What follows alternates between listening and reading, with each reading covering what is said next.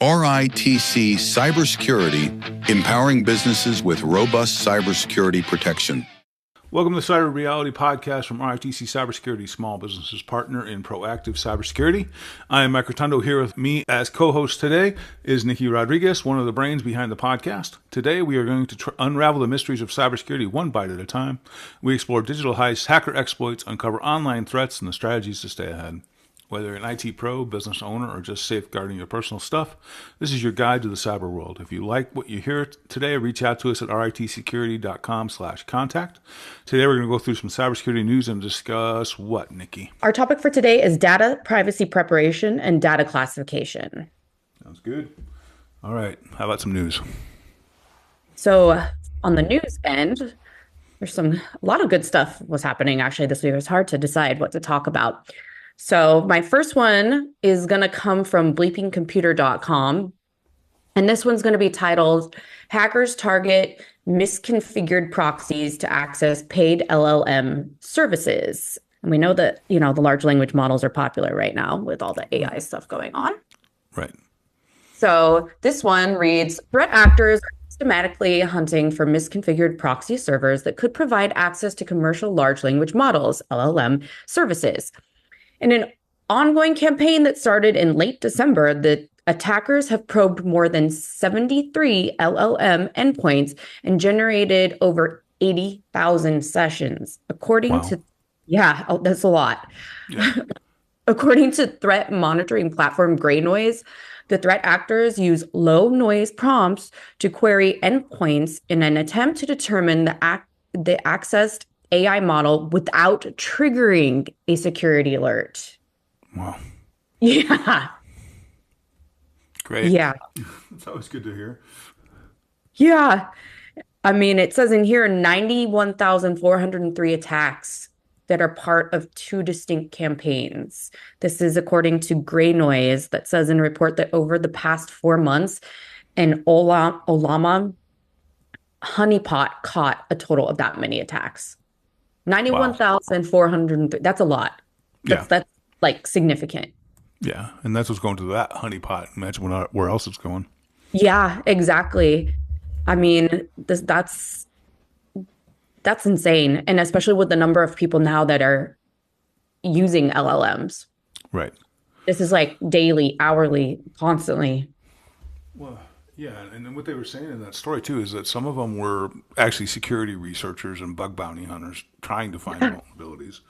But the other one was 100% hacker stuff. I mean, it was gray hat guys that are out there trying to figure out, where to go with these. And I think a lot of those bug bounty guys and those, threat seekers are actually double as hackers, or they sell their data on the internet or on the dark web or wherever. I mean, so, but I mean, if you look at it, they're going after OpenAI, Google, Anthropic, Meta, DeepSeek, Mistral, Alibaba, and Grok. Yep. So they're hitting everybody.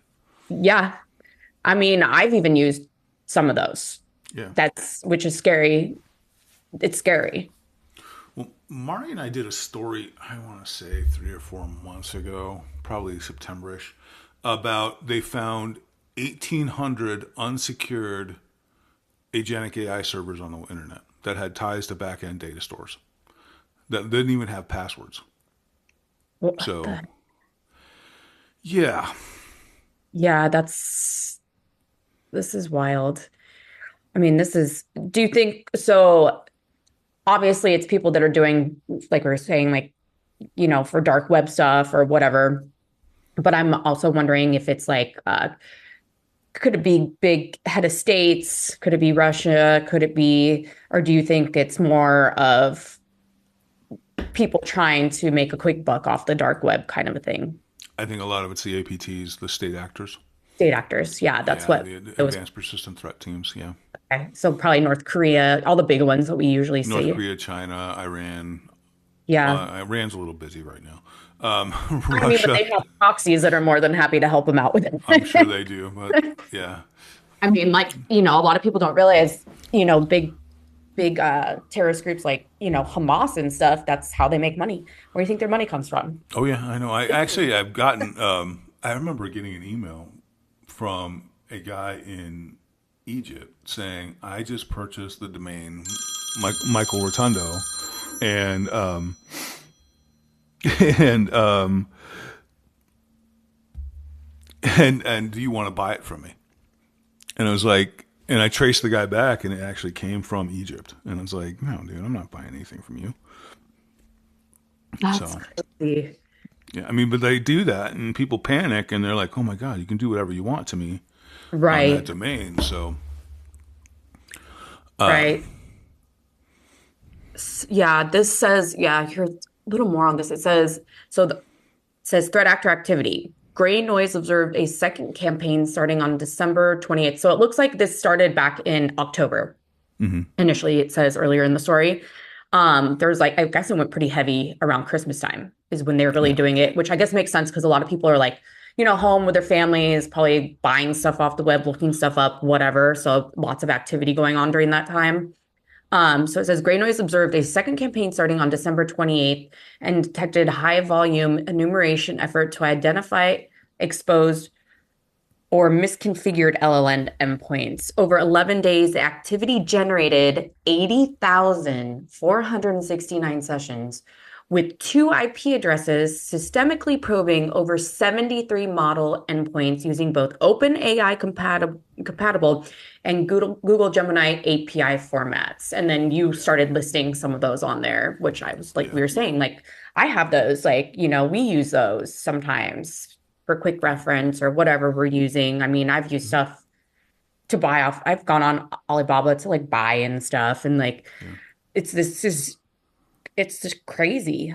Well, so the reason they attack around Christmas time, honestly, is because of vacations and because of holidays. Because you're running skeleton staff. And that's really the whole psychology around attacking around holidays. That makes sense. So, and that's why you'll see a lot of phishing scams that happen July, August, because most Americans at that time are dealing with the kids going back to school. They're doing their last vacations. They're not as diligent and that kind of stuff. So they're not really paying attention in that time. So that's, it all runs in cycles. So that makes sense. And which is interesting kind of a concept because you don't think like when we talk about vulnerabilities and exploits, a lot of times we think of technical side, you know what I mean? Right. A hole in software, whatever in the application, you're not thinking it's actual human error. But a lot of times it is, especially now with this type of stuff, right? The phishing, the quishing, all that new stuff that's out. Yeah, I mean, your humans are your weakest link always. Right, and I think people don't realize that. Yeah. But it's also the humans that are setting up the technology. So, I mean, it's you can't take humans out of the chain, but I mean, humans are your weakest link in all this. So, yeah, we kind of suck sometimes. Well, we have other things going on, right? I mean, we all have lives to live. So, you got problems with the kids, or problems with the dog, or problems with the spouse, or boyfriend, girlfriend, whatever. That's always going to distract you, or bills, or what have you. Things are going on. So, right. So target you when you're at your least. I mean, people around the holidays are thinking about other things, and there's a lot of people off. So that's why these campaigns run that way. So yeah. Well, this is kind of interesting. There's a little excerpt in here where it says near the end of the article that the Gray Noise report does not claim observed exploitation after discovery, data theft, or model abuse, but the activity is still indicative of malicious intentions. And a lot of times they'll just go out and they'll fingerprint and they'll just do reconnaissance. So, I mean, the first stage of every pen test is reconnaissance anyway. So, you have to, I mean, that's what they're doing right now. They're looking for vulnerabilities. I mean, that's what, Anonymous, remember when Anonymous was big and everybody's afraid of Anonymous? Yes. Well, all they really do is spray and pray. So they just shoot out and try and find a vulnerability and then figure out where the vulnerabilities are and then decide if it's something that they can exploit, that they can make news on from some company that they say is evil. So, if they find an exploit at Bob the Pipe Bender's, pipe fitting shop, they're not going to waste their time with that. But if they find the exploit at Nestle. Right, exactly, yeah. So. Yeah, but their intentions behind their campaigns were more, I feel like, obviously politicized, and to make Oh examples yeah, of big corporate, obviously there was yeah. like completely intentional. I'm trying to think. It's like, like the movie like V for Vendetta or whatever it Hmm. was, you know what I Yeah, mean? they're Like that's hacktivists. exactly, yeah, exactly. Or like if what's the TV show, Mr. Robot and stuff, Yeah, you know what I mean? It's more along, that's what it is. yeah, These guys are just they try to make money. yeah. Oh, 100%. Yeah, It's a little yeah, bit yeah. different. It's Yeah. definitely a business for them. Well, and it's a lot of hard currency for them too. So, Right. So it's definitely intentions obviously are different behind the why. 100%. But yeah. So, all right, leading into our next story. I really liked this one because I actually have been seeing a lot of this, even like some of the pages that I follow for cybersecurity on like social media and stuff. There was a woman who actually just talked about a really interesting malicious QR code campaign that's going out, and I'll kind of explain that one too at the end. But this is this in particular story, which I thought was really interesting, and this is a big state actor Right. that is participating in this. And this one is FBI warns North Korean hackers using malicious QR codes in spear phishing. And this one is going to come from thehackernews.com. The U.S. Federal Bureau of Investigations, FBI, on Thursday released an advisory warning of North Korean state-sponsored threat actors leveraging malicious QR codes in spear phishing campaigns targeting entities in the country. Quote, as of 2025, Kimsaki actors have targeted think tanks, academic institutions, and both U.S. and foreign government entities with embedded malicious quick response QR codes in spear phishing campaigns, end quote. The FBI said in the flash alert. This type of spear phishing attack is referred to as quishing. That's also in quotations. This is what the FBI is now calling this. The Right. use of QR codes for phishing is a tactic that forces victims to shift from a machine that's secured by enterprise policies to a mobile device that may not offer the same level of protection, effectively allowing threat actors to bypass traditional defenses. It was a matter of time before this was going to happen. Right. This was a Well, matter of time. there's actually a story, and actually we used this thing in our IR tabletops a couple times. There was a company in North Carolina, I think it was. Anyway, there was a new steakhouse that opened near this company, the headquarters. Well, these hackers got the great idea of printing up a bunch of flyers with fake QR codes on them. So saying, click this QR code to reserve a table, or get 50% off on your Yeah. first dinner and stuff like that. And so what they did is all of a sudden they started exploiting email, and they started getting into, that was actually laden with code that actually was able to exploit their email, Yeah. steal their login credentials. And it was really nasty for a while. So Yeah. you got to be careful with all Yeah. you do. That's yeah. So, like, what I tell people, what I tell friends, I've educated my parents on this now. I tell them, like, don't scan a QR code unless you're 100% sure of the source that's handing Right. it or giving it to you. Like, obviously, a major restaurant or whatever, if that's the way that they do their menus, great. Yeah. Anything sticker that's stuck to the side of a wall, or someone handing you a flyer or a business Yeah. card or anything like that, just don't. No. Just don't. Go to www dot it and make sure that it has an HTTP before, even then, when you're going to someone's website. Like, we really need to like drill that into people, especially in businesses. You know what I mean? Like, don't use your work phone for anything like that. Right. Just steer clear of it. Right. And this is like a big thing now. So that's what I was going to say real quick. The story that I watched this woman's reel, and I saw how they tried to do this quishing with her. And what they did was, and this is a new campaign also that's out, is what they're doing is sending FedEx, and it's like from wherever, China or wherever it's coming from, and it looks like she got like a free makeup brush. And when she unwraps it, and she's like, I track all my packages. So she's like, I don't have no clue why I would even get this. So she opens it, it's got a makeup brush in there, and in with it is a QR code. Oh, wow. telling her to scan for more, like whatever, this is your free gift, blah, blah, blah, whatever. You know what I'm saying? So Mhm. she goes, I knew right away something wasn't right. And she's like, and she had already heard of these types of exploits going on. So she obviously trashed it. And so she made this reel to make a warning. So that's another one. Make sure just if you're receiving a package that has a Q, just don't touch it. Just don't touch it.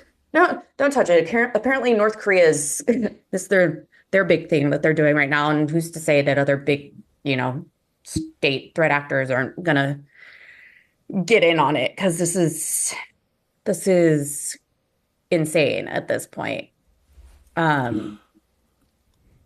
Yeah. You can't, don't trust any of that stuff. First of all, why is someone sending you a free gift randomly out of the blue? For That's one? exactly right. Yeah.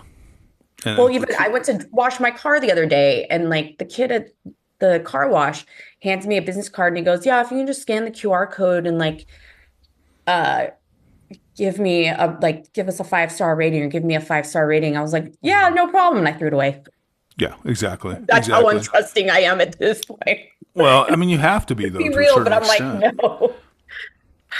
Well, Sorry, dude. yeah, no, I'm not going to do that. Why would I'm you? like, no. I was like, I felt bad. I was like, he's probably really asking for this, but I'm so paranoid No. that I won't do it at I this point. won't even, when I get a text saying, can you fill out your doctor's forms online? I'm like, no. I've told my doctors, like, I'm not filling anything out on, you want me to fill something out, you send me an email. I am not doing it off text.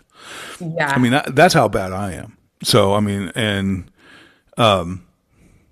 it's funny. I just got a text saying, hey, it's time for you to go to LabCorp. And I'm like, for what? And they're a blood draw company. And I'm like, we sent you an email about it. And I'm like, yeah, no. Follow this No, link and set up your appointment. Yeah, that ain't happening, buddy.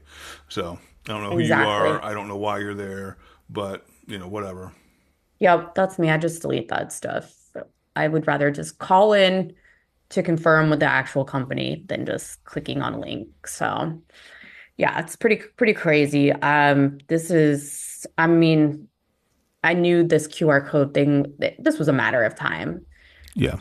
And I mean, it's pretty smart because a lot of people just do it mindlessly. So, Yeah. I mean, it's pretty genius because the majority of people here just, they don't know about this.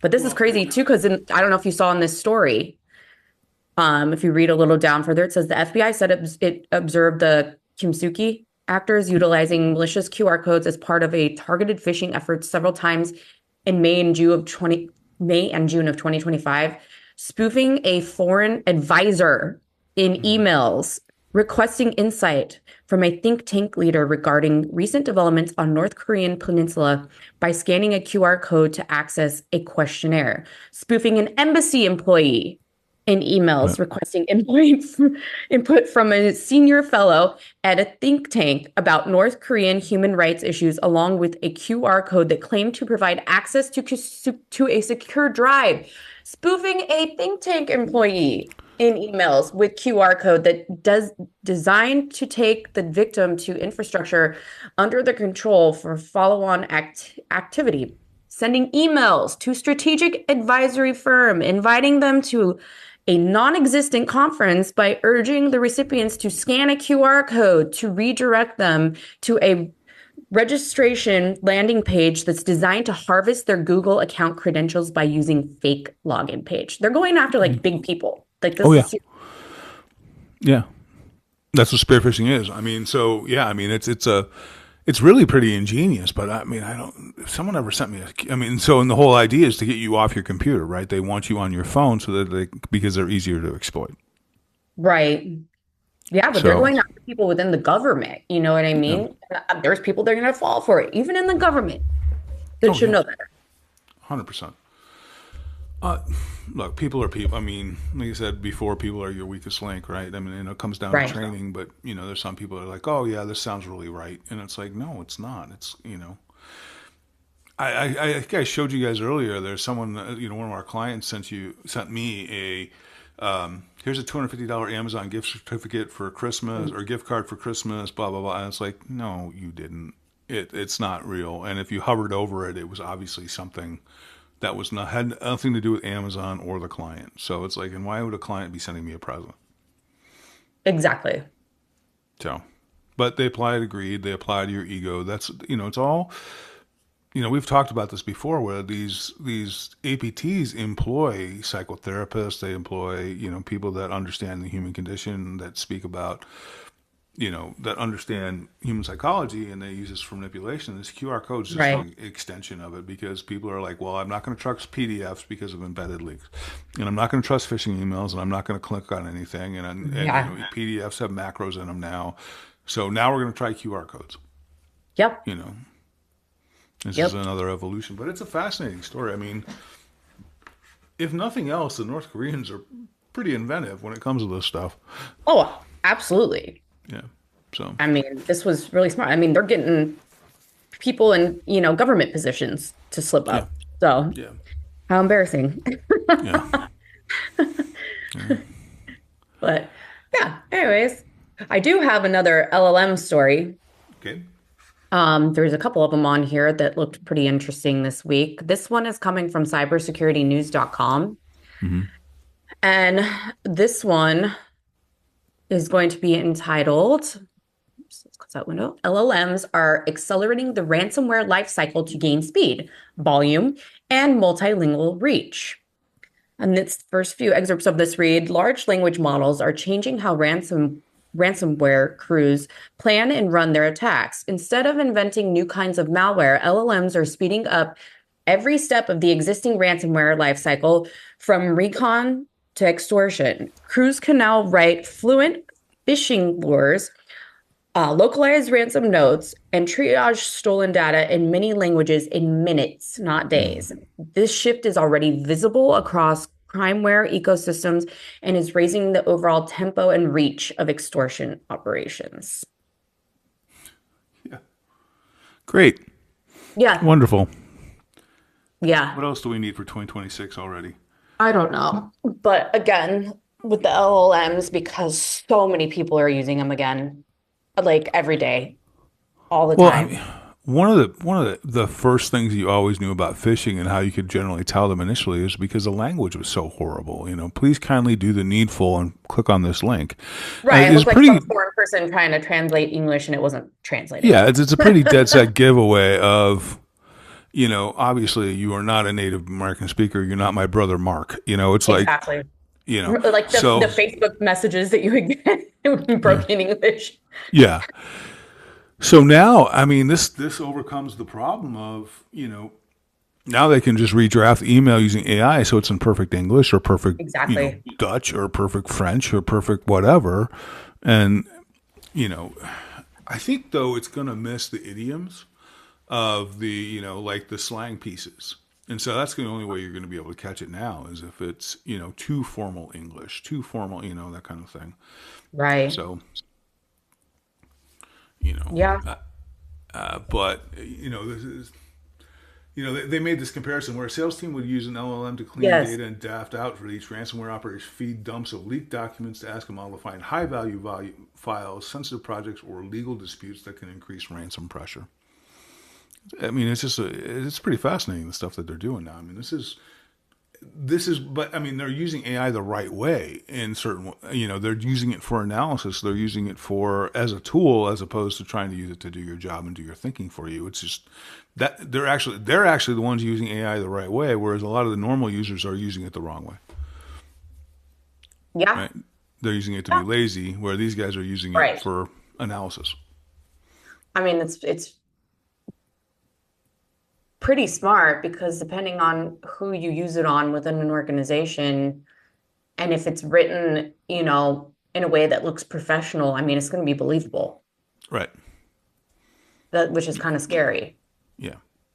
100%. And then, if the threat was the super malware, which this article talks about, the AI, they're going to use AI to create super malware. And it's like, no, all you need is just a better version of what we have now. Because that's been successful to this point too. So now with the large language models, because obviously like before with like the original like phishing and stuff, like it was noticeable. It was easy to train people to recognize it, right? Like with this, how are you teaching people within your organization to be more cognizant, more aware, and like be able to catch this type of stuff? Ooh, you really have to be very careful now what you click on. And I think the only thing you do now is you don't click on links. You just go, if it's from, excuse me, if it's from Chase Bank and you have a Chase credit card, then you actually go to Chase Bank and you look at what it is. Because they will all post their notifications to you in on their website. So it's to the point where you're just not going to trust anybody for anything. Right. It's like,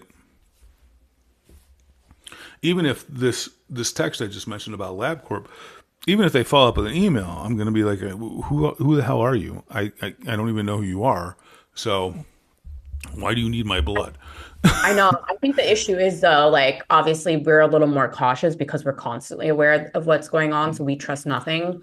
Whereas a person that's like not in our field is not going to be, quite as Right. aware or paranoid like we are constantly. So that's my concern is like what now, like, you're working for your organization, you get an email and it looks like it came from the actual person because it has the first and last name of whoever's in your organization. Looks like it would be a normal email. They're asking you to do something. There's the link to it. You click on it and like, oh shoot, now I'm in trouble.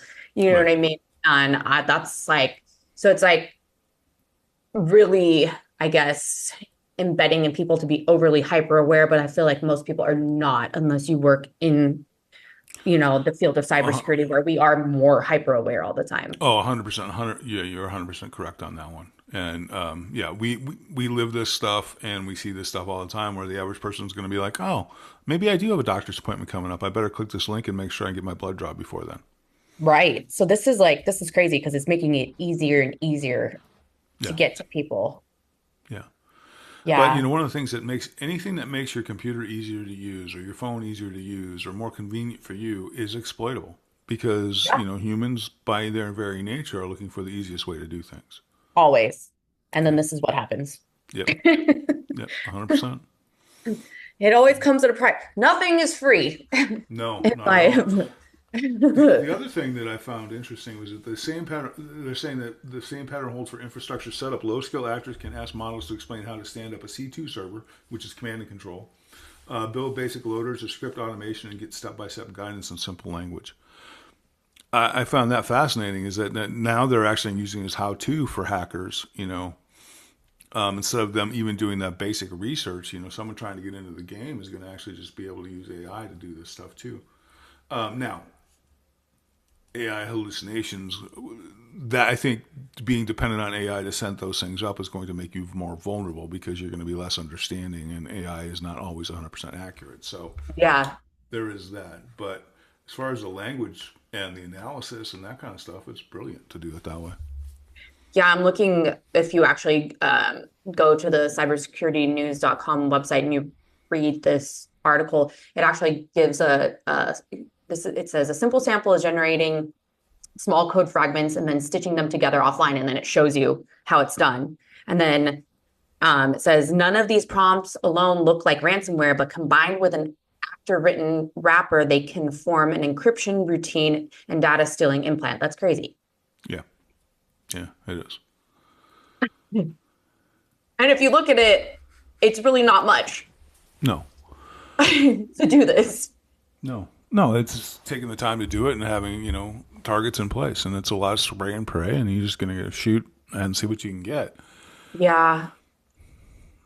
Honestly, if you set up an Amazon server in, Kazakhstan or something like that, a Kazaki IP or whatever, I mean, you can do pretty much whatever you want. Data rules are different. The problem is just, comes down to jurisdiction and what risk are you willing to take? So, Right. Yeah, like I'm assuming most of these actors are not coming from within the United States. These are probably, again, foreign state actors and stuff that are. a lot of them are, but if you look at the heat map analysis, the U.S. is actually still the number one producer of cybercrime. What the heck? And Insane. believe it or not, it's number two is like Belgium. I did not know that. Yeah. Yeah, a lot of it comes Really? out of Amsterdam because it's an international city. Now, that's not the Dutch necessarily or the Belgians necessarily doing it, but it's like Amsterdam. Holland, wherever Amsterdam is, Holland, I think. So yeah, it's the why not? Dutch. Yeah, Is it just because they don't have restrictions in place and it's easier I to think do it's because weed and prostitution is legal, so why not hang out there? extracurricular activities when you're done on the computer? Exactly. Well, I mean, it's got a lot of access to the rest of Europe and that kind of stuff. Yeah, I guess that would make sense. It's proximity to Germany and France. Yeah, and then within the United States, I mean, I don't know, my assumption would be like maybe not so much terrorist organizations, but small groups that are doing this to Well, it's generate. a lot of organized crime that actually does it too. I Right, mean, you know, now they're not setting up the fake stock tips. They're now right, actually doing more and more sophisticated things, and right. you The got the mafia Russian got more sophisticated. yeah, you get the Russian, Chinese, Italian, Japanese. I'm sure there's every ethnic group out there. I'm sure has their own version of the mafia somewhere. They do. Yeah, they Yeah, do. They have their, yeah. Japanese, the Yakuza. There's different names for all of them. Yes. But I mean, the Nigerians are really big with the scams, the romance scams. They actually teach Yes, those that are there. hilarious. I still Yeah, enjoy a good romance scam reading because yeah. highly entertaining. And the name for romance scams is pretty brutal. It's actually the way what they call it is pig butchering. That's hilarious. Yeah, that's actually what they call it is pig butchering. That is hilarious. I know Yeah. over the years I've gotten some funny ones. With the guys that they'll pretend like, I'm looking for a trophy wife and I'll send you an allowance Yeah. every month. You're just so beautiful. This is Yeah. there's people that fall for this. This is funny. Like Well, some there's of a. Go ahead. no, just some of the stuff is hilarious that they write in there. You're just cracking up and like, I mean, I can see it right away, and I feel like a lot of people can, but there's going to be that like one sad, lonely person that's going to just, and you hear the stories about it. It's sad, lonely people that end up. Well, there's a story that came out of Ohio that a lady who answered a text from a wrong person. They struck up a conversation. She wound up losing like $600,000 over it, and it's like brutal. Yeah, So I've heard horror stories like that. It's super sad. yeah, And a lot of times, unfortunately, they do target, our older population with this stuff. It's really unfortunate. Just despicable individuals that I hope get what they have coming to them someday. that's a But special place in hell for them. I agree. So, All right. What's the next anyways, story? next story is DPRK hackers earn 600 million posing as remote workers. Clearly, I'm not doing well as a remote worker because I do not have $600 million. This one is coming from Cyber Intelligence Threat Newsletter from off of LinkedIn. It's a pretty interesting story. So this first reads, the landscape of corporate espionage has undergone a fundamental transformation. For decades, security teams focused their efforts on identifying disgruntled employees, negligent contractors, the traditional quote unquote insider threat. Today, the most dangerous infiltration is not a rogue staffer, but rather a sophisticated operative hired under pretenses operating as part of an organized state-sponsored recruitment program. This represents the operational reality of North Korea's remote worker initiative, which UN experts and the FBI estimate generates up to 600 million annually for the regime while simultaneously establishing footholds within Western enterprise infrastructure. This is like the lady that was out here in Gilbert, Arizona, remember, with all the Exactly. servers? Yeah. Here we Yeah. go again. Yeah. Well, and it wasn't just her. I mean, and so people are looking for jobs. I mean, with AI, you can fake interviews, you can fake resumes, you can fake, LinkedIn, you can fake all that kind of stuff, and people are just getting. I Yeah, don't know. I see, and this is where I wonder. It's like, well, if it's a stolen ID, okay, I get it, but these are just fake IDs, and right. so why aren't companies doing background checks?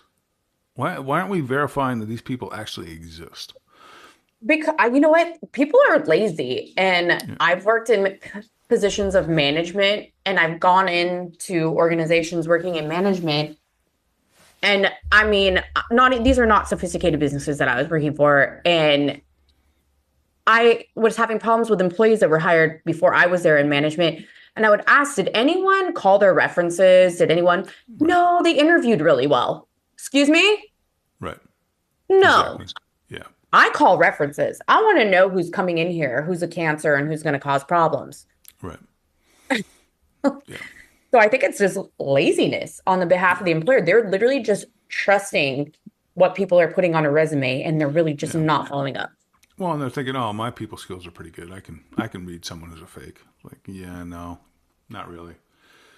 The other thing I saw was that, one of the things that they're doing is they're actually gaining administrative access to sensitive code bases and establishing persistent backdoors within corporate networks through living off the land. And what that means is they're using tools that are part of their everyday job to do this. They're not even downloading hacker tools. They're just using the regular tools that are available as part of their job. And that goes back to, remember that story we talked about, Davis Liu, the guy that set up that thing where he hacked the Active Directory when he got fired, and all those people, got locked out of their jobs, that power company in Ohio or whatever it was. Yeah. That's what that guy did. I mean, it was part of his job, right? So he just, it's just fascinating. But I mean, the North Koreans, I mean, $600 million is a lot of money. $600 million. I mean, that's a major disruption to our economy. Yeah. Yeah, it's significant. Yeah. And people, it's interesting because I think people don't understand, like, North Korea is cut off virtually from the rest of the world, except for, the couple of outliers. It's still countries that deal with them. So it's not like they're really generating anything economically, right? So this is how they're doing it. And that's what people understand. This is how they are funding their state. Right. It's pretty crazy, but yeah, this is how it's happening. That's how they get hard currency, right? So yeah. And it's all tied to a method. I mean, and it's still, you have to get back the perception that these are a bunch of rogue teenagers or rogue, college students that are doing this hacking. Yeah, that's a percentage of them, but there's nation states, and they're doing it because they can make a lot of money. They're not doing it because it's fun. They're not doing it because it's interesting or to be annoying. They're doing it to make money. So, right.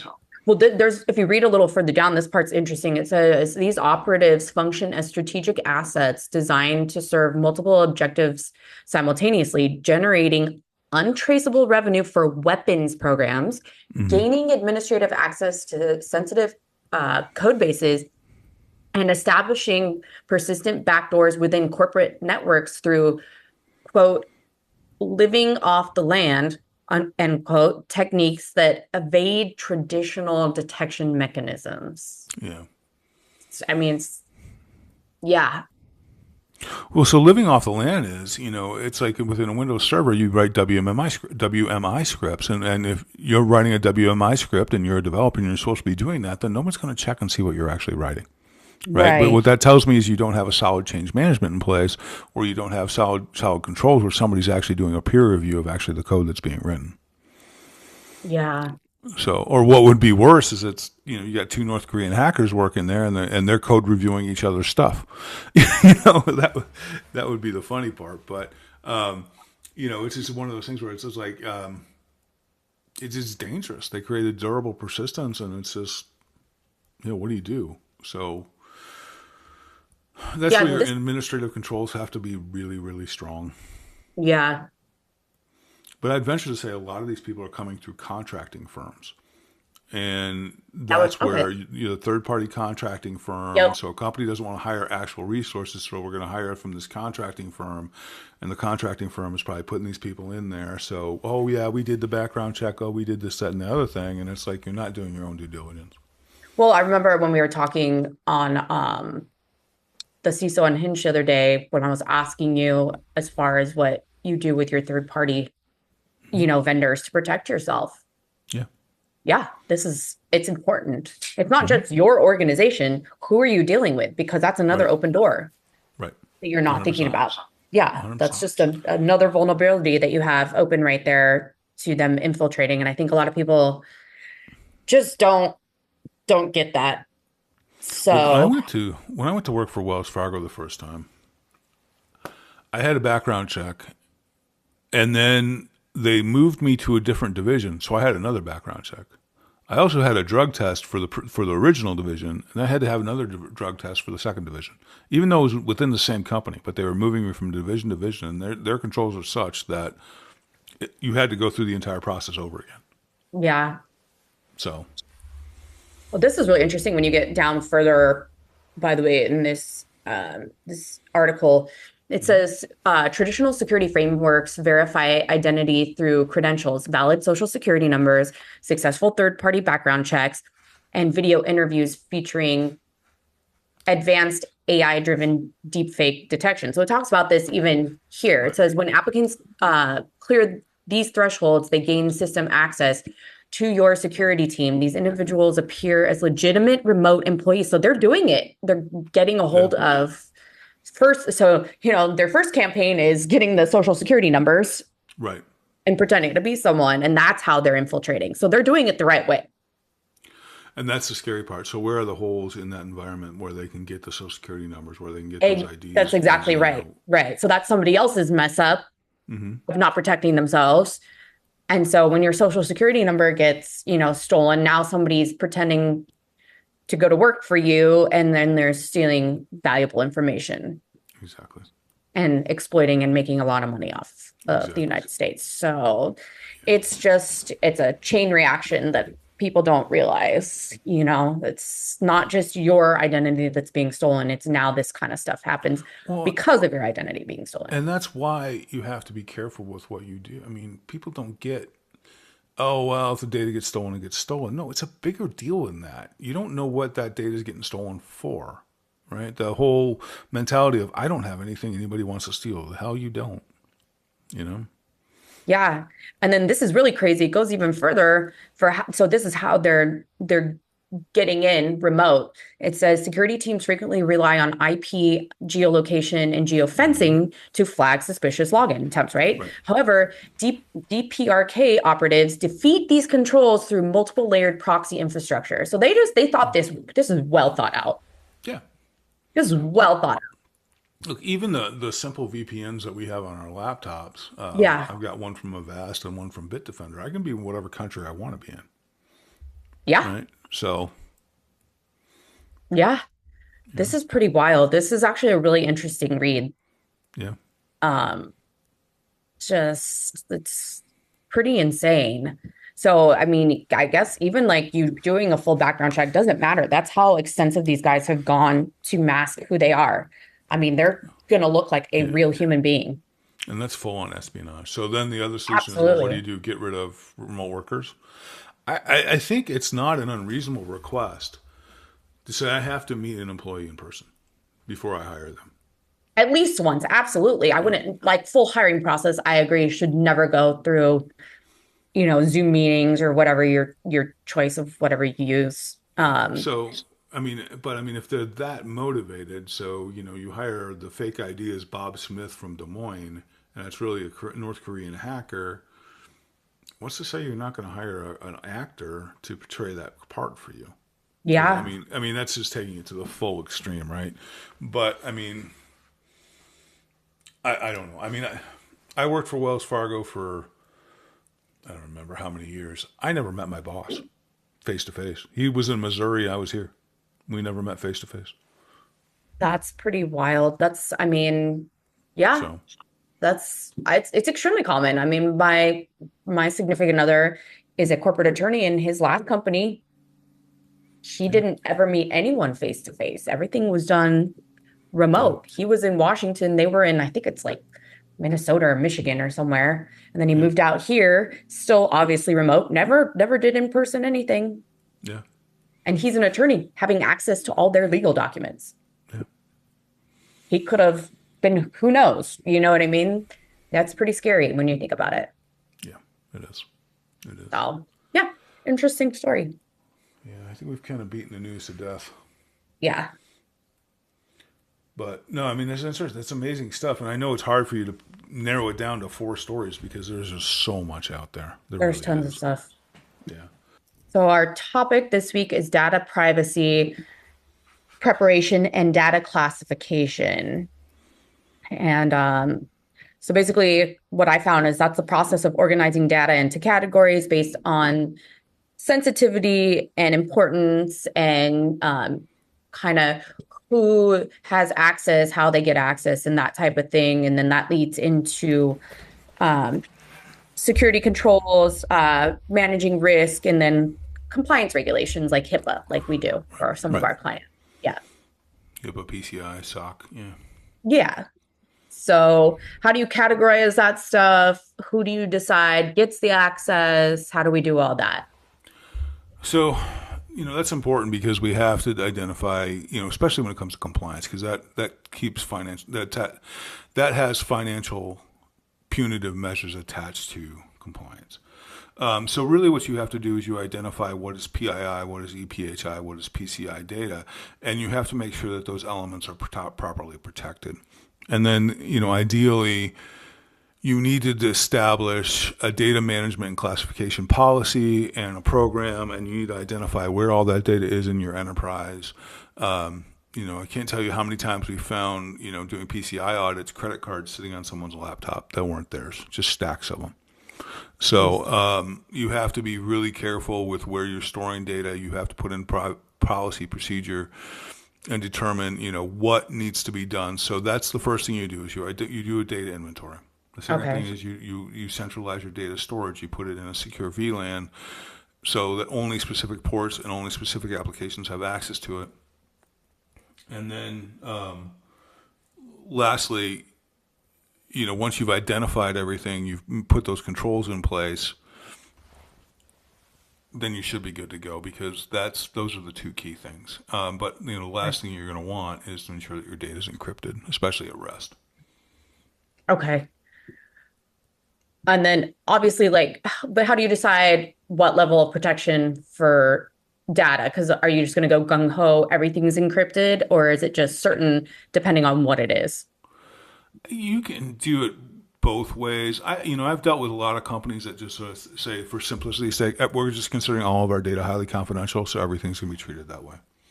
Right. The proper way to do it, if time and money and effort and people aren't a thing, is to do a full data classification, decide what's public, confidential, and highly confidential. Okay. Public data, who cares? It's public data. It's the stuff that's on your website. Right. Confidential data would be like financial plans for the company, that kind of stuff, or sales projections or sales strategies or that kind of stuff. But that would generally be treated confidential. You'd want to restrict that and encrypt that. Then when you get to the highly confidential, your EPHI, your PCI, that kind of stuff, the actual financials of the company, those kind of things, financial data, customer lists, IP. Intellectual property, you're going to want to encrypt it at even a higher level. So, you may use AES 256 for your base, and then you just go with the next level of encryption for the next level. And then all the highly confidential stuff has to be in a secure VLAN that's only, accessible over port 1633. So that's the SQL port. So that's, applications have to go into it. There's no direct human access to that data, things like that. So it comes to how you architect your network. Again, a lot of our clients being smaller are just like, nope, everything's highly confidential and we're just going to do it that way because I don't have time to manage it. So, I mean, is that a right practice in your opinion? It's erring on the side of caution. So I would prefer that they do that than, not. I was going to say, right. It would make more sense, obviously, to be overly cautious than. Yeah. Yeah. Especially it's fine. Data. Keep in mind, every Social Security number is $250. And you think, well, that's just one Social Security number. But most companies have 10, 20, 30,000 of those things, right, that store that kind of data. And then that times 250 becomes actual money. And if you're a small company and you get 10,000 Social Security numbers stolen, you might as well just close shop. That's $2.5 million. That's crazy. Yeah. And most small companies don't have that laying around. Right. And that's just the fines. That's not counting credit monitoring. That's not counting the remediation efforts, not counting everything else that goes with it, right? So the fines will bury you. And that's part of the problem with That's, like we talked about, have talked about healthcare breaches and why they're so expensive. The Yeah. average healthcare breach costs $8.8 million because of the fines and everything else that gets levied on it. Who needs to have access to the data? So the people that need to have access to the data are, you have to determine who needs access. So I just dealt with a healthcare client the other day, and it's like, they have people that go and pick up because they deal with a lot of elderly and poor. Hmm. So they have people that go pick up people and bring them in for treatment. Right. And, they have this thing in there. It's like, delivery driver, pickup drivers should not look at people's health records. They should only look at the name and address. And it's like, well, no, no, no. They shouldn't have access to the health records. They should only have access Oh, to the name and address. Right. So there needs to be well, they're like, well, that means we have to set up a separate system. And it's like, yeah, that means you yes. need to set up a separate system. You surely do. Yes. So, it's that kind of That's stuff. So you need to determine who needs access to what and to what level. yes. Does the, person at the front desk at the doctor's office need the same level of access as the doctor does? Right? Yeah. Does the biller at the hospital need access to the same level of access as the charge nurse? I mean, it's those kind of things. So you need to understand, and then you need to determine who your audience is. Will be based on your business, right? So not everybody needs access to your financial plans. And in all honesty, when it comes to policies, not everybody needs access to your instant response, your disaster recovery, your encryption policy, and all that kind of stuff. So those should be also in separate security areas. It's not just data; it's how you run your business. Right. Yeah. So one of my other questions was, how do we make sure this data is not used otherwise? That you're going to have to do with policies and procedures, and then you're going to have to make sure that data can only be accessed by specific people for specific functions. At a certain point, you're just going to have to trust your people that they're doing the right thing, and restrict them to specific uses. It's just like the AI policies we talk about, right? You cannot put this data into AI. Well, if I go ahead and sneak Yeah. this data into AI, how are you going to know? Right? So you have to trust your people. But the other thing is, and I hate to say this, is you got to bust out prison rules, right? Someone makes a mistake, the first person that does it gets fired. It's not Oh, even. absolutely. That's a So you make that non-negotiable. example, and then the rest of the people, understand it. So Right. Because I mean, the severity of that situation is great. So yeah, the that financial that's risk to you and the company and everything else. So not worth it. 100%. yeah, yeah. All right. How do we tell people about it and give them access to their data? So that should be part of the provisioning process. That I'm hired as an accountant. I get access to my financial systems, that sort of thing. So that'd be part of the provisioning. So that should be part of a strong onboarding process, Okay. because that's what needs to be done. So that should be provisioned. Now the other thing is that if I work in accounting, say I'm a clerk in accounting, Hmm. and I've got access to certain financial data, well, I transfer to engineering because I finally finished my engineering degree. You have to take away that access to the accounting stuff Right. because it's no That makes longer needed. sense. So, and there's a lot of times we go in and it's like, well, we move people around for special projects. And it's like, great. Is it timed? And it's like, oh yeah, it's a duration. It's like 90 days. And it's like, do you take their access away when they leave? Well, no. And it's like, well, then they have access to a bunch of data they don't need access to. And the problem is when you leave access in place for people that they don't need access to, that increases your risk. And we're all about mitigating risk. So, Yeah, absolutely. so. All right. My next question. How do we document all this? So again, this comes down to policy and procedure of writing down, you have to have a data classification program, classification policy, and it all needs to be documented in there. So that's where you need a data flow diagram, you need data maps. Now, the other thing that most people miss is the assumption that IT owns the data. IT does not own the data. The business unit owns the data. There's actually a data owner for that business unit. They're the ones that should be determining the controls. It's not up to IT. IT's real job is to provide ping, power, and pipe. And that's it. And security's job is to make sure things are secure, to review, report, and recommend.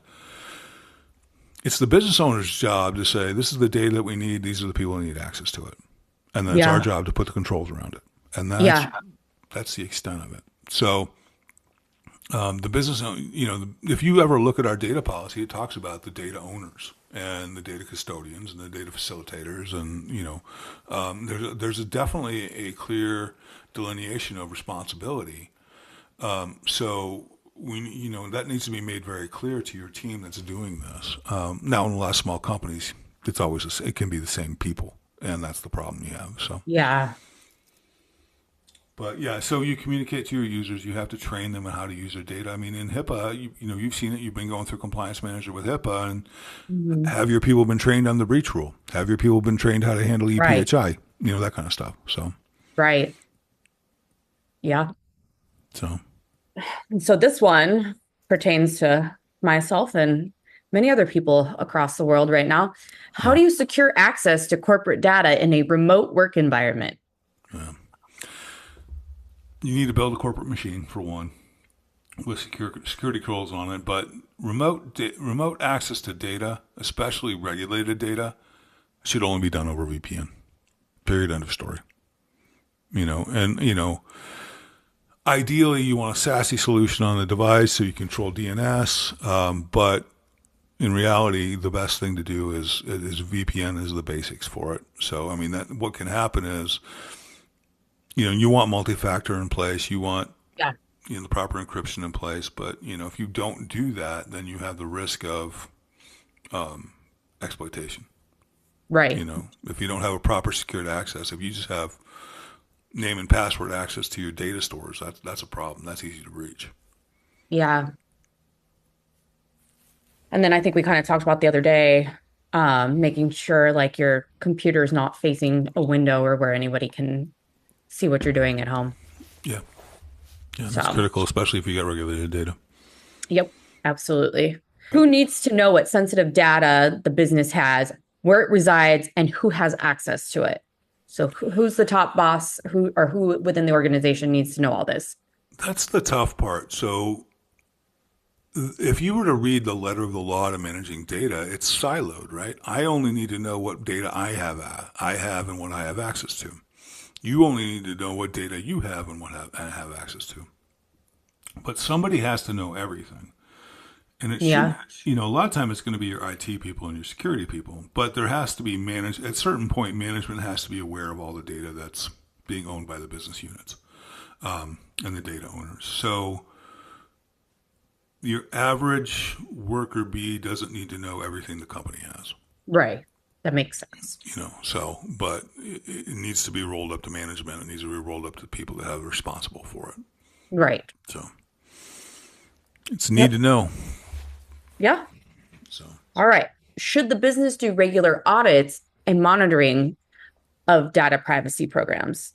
yes, 100%. It should always do that. The business should always do regular audits. You should have logging and monitoring on all your data stores. What would be standard for doing an audit? Like how often? At minimum every year, depending on the size of your company. In the big companies I worked on, it's an annual thing because it takes a long time to do an audit, and then you have to, provide the data, do the remediation, and then you start your next audit. So generally, it's just a continual 12-month process, right? But ideally, you want one audit a year. But you should have logging and monitoring running continuously. Yeah. So, DLP programs need to be in place. Data loss prevention programs need to be in place, and tools need to be in place. So that's ideally what you're going to do. But again, time, money, and people are a thing. So. All right. Next one. What does obtaining appropriate consent for data collection and processing look like? Well, that really goes back to the medical field, I think, where it's like, when you're talking about your medical data, your EPHI, Mm-hmm. the user has to give consent that you actually are allowed to have it and share it and who you can share it with. And, they need to understand who you're going to share it with. So typically that's a signed document of some kind. Okay. Yeah. And then hoping that they actually behave themselves. Yeah, pretty much. Yeah. It's a good faith. All the risk is on the company. Right. Honestly, if they get caught, they're in trouble. So. Yeah. I agree. Yeah, we know that. Yep. How important is it to know the financial impact of a data breach? That's critical, and that's why, you need to, if going back to our HIPAA example, you have to train your people on how to handle HIPAA. They need to understand that there is a significant financial damage Huge. cost to losing data and Yeah. misusing data. Yeah, we've talked about, especially with medical, the cost is Yeah, obscene. yeah, yeah, and PCI is not any nicer about it, So I mean, the fines for credit card and having your CDE, your card data environment exploited they're hefty too. I Yeah, I mean, remember we talked about that at some point in a podcast. Um, fines range from, several $100s to like tens of thousands. yeah, I worked for a company that you know the piece implementing PCI was going to cost several $1,000,000, Hmm. and then we met with PCI, and they're like, well, you're in violation, you're continual violation. We're going to have to shut off your credit cards. But your next step is you're going to get a $50,000 fine. And they Yeah. looked at each other and they said, well, we can handle a $50,000 fine. And PCI's like, no, 50,000 a month. Mm. And you can't take credit cards. Yeah. So all of a sudden they're like, well, it's going to be really expensive. And then, it's funny because the corporate counsel was in there and leaned over to the CFO and said, what did we make last year? And he's like, X billion dollars. I don't remember what it was, Right. monstrous money. And she goes, what's the profit margin? He's like 55%. She's like, I can't defend in court that we're not going to No. spend $2 million to be PCI compliant. She's like, I'm going to get laughed Basically, out of court. exactly. I'm like, they're gonna look like idiots. Yes. Yeah. Yeah. So, That's embarrassing. yes. Just Yeah. it's Don't put me the in that old adage, situation. you have to spend money to make money. Spend the damn money. Yeah, In this, exactly. you gotta spend it. Yeah, exactly. Especially for something like this. This is very serious. Yeah. Not only that, who's going to want to do business with you after something like Right. that? Right. Absolutely nobody. You're not even going to have consumers wanting to come to you because that's all going to, if you're a multi-million or billion-dollar company and you're public, that's on the news. You're on the Right. evening news. Like that's embarrassing. So yeah, you just fork it over to get it taken care of at that point. So, all right. Yeah. Our last question is, beyond simply implementing encryption, what key metrics or audit mechanisms would be used to consistently verify the effectiveness of encryption controls for data both in transit and at rest? How does this translate to quantifiable risk reduction for the business? I guess when you're doing your audit, you're doing a pen test, you're doing an analysis of your security, you'll be able to quantify the fact that your data is secure. That is not really the side of the business I'm in as far as, the quantification of financial impact. There are firms out there that specialize in that. Okay.